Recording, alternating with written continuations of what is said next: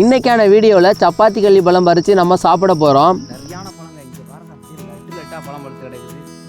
இதுதான் அருமையான பழம். இந்த ஒரு செடியிலேருந்து எவ்வளோ பழம் பறிச்சிருக்கேன்னு. எங்களும் கூட என் தேனு, அப்புறம் வந்துட்டு ரோசி, ரேம்போ, மைனா எல்லாம் வந்துருக்கு. அடிக்க வர அடி.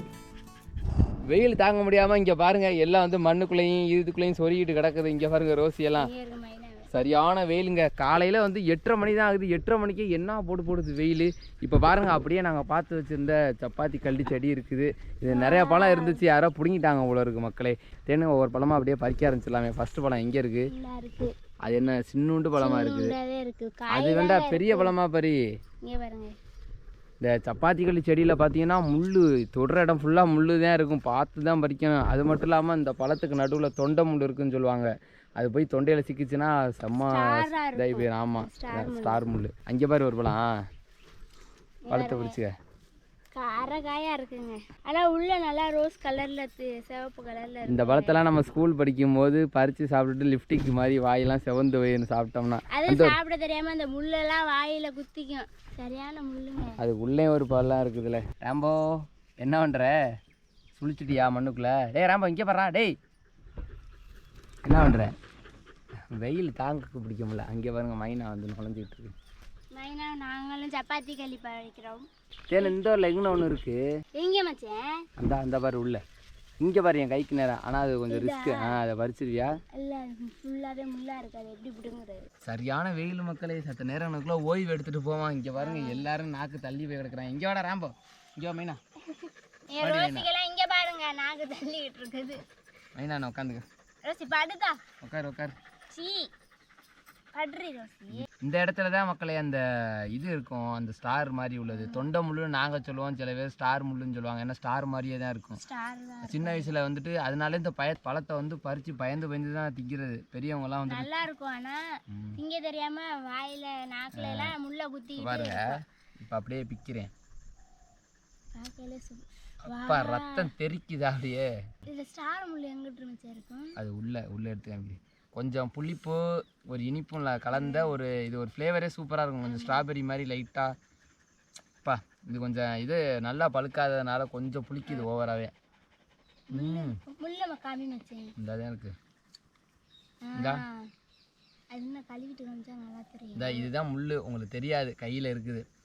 இந்த முள் வந்து அப்படியே சின்ன வயசுலலாம் சாப்பிட்டோம்னா தொண்டையில் மாட்டிக்கணும்னு பயமுறுத்துவாங்க. இப்போவுமே அது வந்து ரொம்ப ரிஸ்க்கு தான், தொண்டையில் போய் அப்படியே சிக்கிக்கும். அதனால் இந்த முள்ளை மட்டும் பார்த்து எடுத்து போட்டுறணும். காயாக இருக்கவும் புளிக்குதுங்க கொஞ்சம். ரோசி மண்ணள்ளி போடாதே. ரோசிக்கு லிப்டிக் போட்டுருக்கோமா? இங்கே ரோசி ரோசி இரு ரோசி.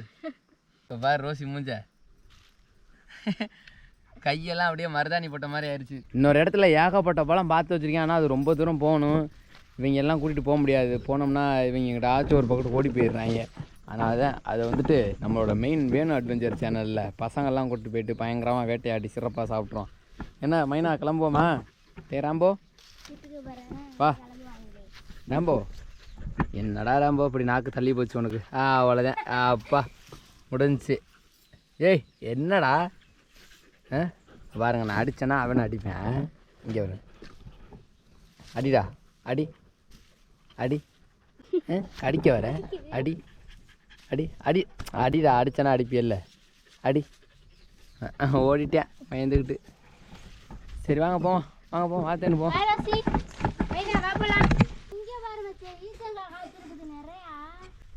வாவ், சரியான மலைச்சங்கா கொத்து கொத்தாக காய்ச்சிருக்கு. பழத்தோனே வந்துட வேண்டியதுதான். இங்கே பாருங்க, உள்ள ஈச்சங்காய் தான், மலைச்சங்காங்க.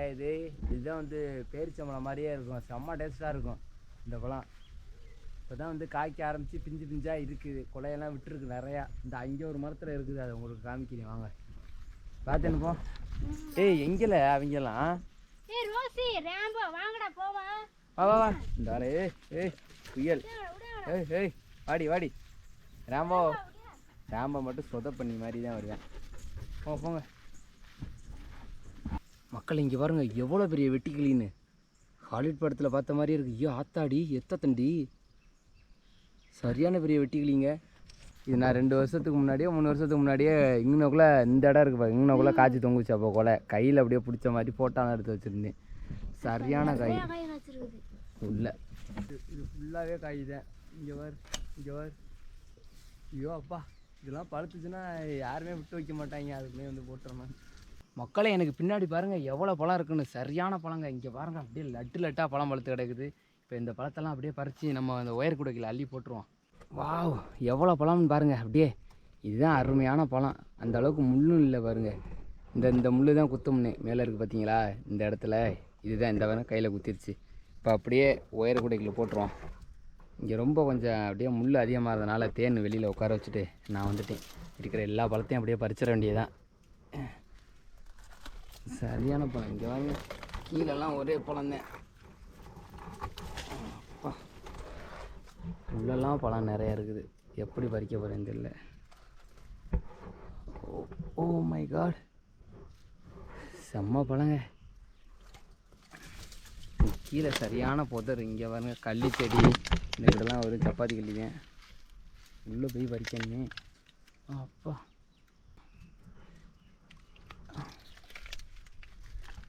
உள்ளே அப்படியே போட்டுருவோம். இந்த இங்கிட்டு பழம் கிடக்குது.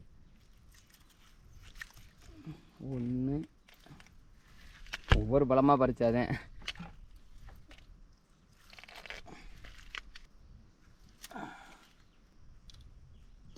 அப்பா, ஒரு பழம் கீழே வந்துருச்சு. போதும், இவ்வளோ பழம் பறிச்சாதே. இந்த ஒரு செடியிலேருந்து எவ்வளோ பழம் பறிச்சிருக்கேன்னு. இன்னும் உள்ளெல்லாம் இருக்குது பழம், ஆனால் ரொம்ப முள் இருக்குது. சரி மக்களே, வாங்க போவோம். தேனு இங்கே பாரு எவ்வளோ பழம் பறிச்சிருக்கேன்னு. இந்த பழத்தை பாரு. என்ன இவ்வளோ பழம், நல்லா சூப்பராக வளர்த்துருக்கே. பார்த்தியா பழம் நல்லா இது மாதிரி தான் வச்சு இருக்கணும். சூப்பராக இருக்குது பாரு பழம். இது சும்மாவே சாப்பிடலாம், அவ்வளோ டேஸ்ட்டாக இருக்கும். ஆமாம், சரியான முள்ளில் தேனு. எப்பா காலெல்லாம் இங்கே வர சீகு.